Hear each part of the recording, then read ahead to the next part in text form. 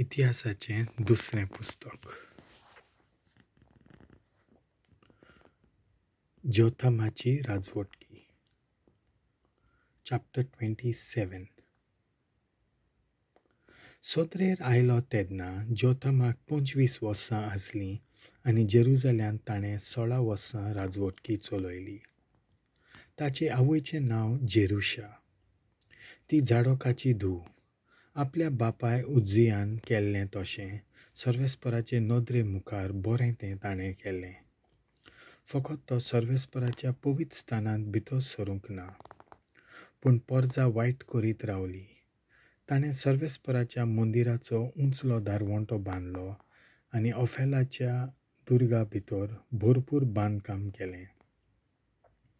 जुडाच्या दोंगरांचेर ताणें शारां बांदलीं आनी राणां वणांनी ताणें किल्ले आनी गोपूर बांदले. ताणें आमोनितांच्या राजा आड झूज मांडलें आनी तांचे जैतिवंत जालो.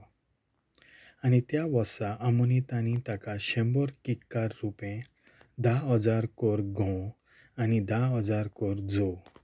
मागीर दुसऱ्या आनी तिसऱ्या वर्सा आमोनितांनी तेच भाशेन ताका फारीक केलें. जोथम podvedar जायत गेलो, कित्याक सोर्वेस्पोरा आपल्या देवा मुखार तो निtt margan चलतालो. जोथमाचो उरलेलो इतिहास, ताचीं झुजां आनी संवयो इस्रायल आनी जुडाच्या राजांच्या पुस्तकार बरयल्लीं आसात. तो सोद्रेर आयलो तेन्ना ताका 25 वर्सां आसलीं आनी जेरुजाल्यांत ताणें 16 वर्सां राजवटकी चलयली. जोथम मेलो आनी तांणी ताका दाविदाच्या शारांत पुडलो.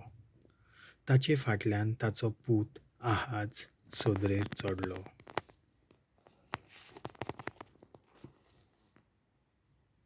देवाचें उतर